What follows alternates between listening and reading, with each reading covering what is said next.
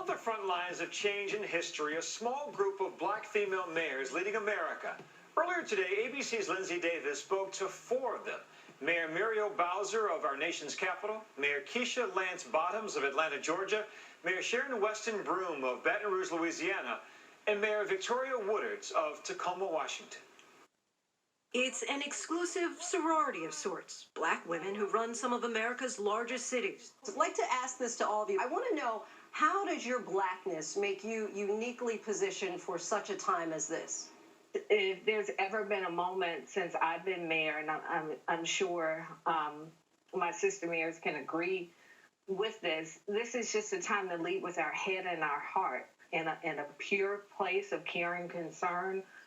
You get true compassionate leadership. So I'm wondering if at this moment, if being a black woman puts you at increased scrutiny, if you feel like you're potentially going to be labeled with the angry black woman, if you have been subjected more to overt racism during this particular time. I'll start by saying we saw the President of the United States attack an American mayor, me, calling me incompetent. And I say frequently, female politicians are attacked more frequently and more wrongly than anybody else.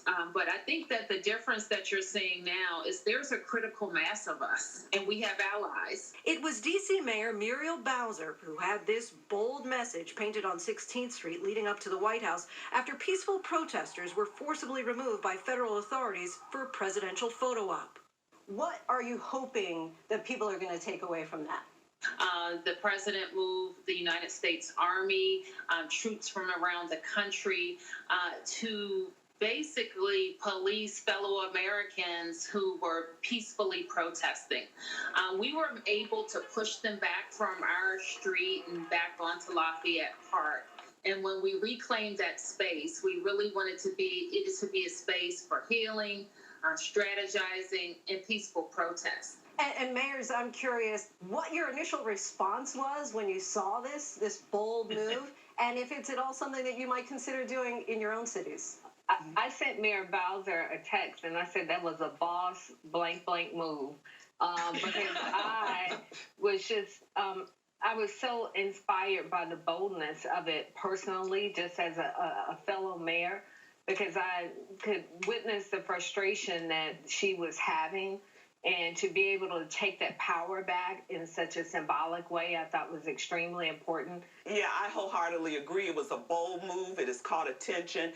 And I will tell you that symbols do matter. As far as Democrats go, black women have been the most reliable voting bloc since black women got the right to vote in 1965. And yet, we've never had a black female governor in this country. Black women make up only 1% of the Senate. Why do you think that black women are so underrepresented in these leadership roles? It's certainly incumbent upon us as African American women to bring others to the forefront. There's so many times that women feel that they don't have either the finances, the qualifications, the bandwidth, and sometimes it just takes another sister encouraging them on the journey towards leadership and being involved in public service. Black women who are elected are taking the national stage. And so black women are seeing black women. They have to see us doing it to know that it's possible. I know having a black woman elected as mayor of this city before me was incredibly encouraging. So often we are the last ones to see the power within ourselves. So we call it just doing what we do, but we don't always even know that the name of that is leadership. About the protesters' calls to defund the police, is that really misunderstood? What's your response to the calls? I certainly would be in the camp of examining how we've reformed the police and make sure that our departments are serving the needs of our communities. I don't have a plan to defund the police. I think we need the police. I think if you talk to black and white citizens in my city and in my parish, they would say we need our police because we want to have a safe community. My nephew was murdered a few years ago. We called upon the police to solve the murder, and ultimately the rest of the young men who killed him led to their conviction, and they're now sitting in prison. So our police officers should play an important part in our communities as a partnership. I think we need police.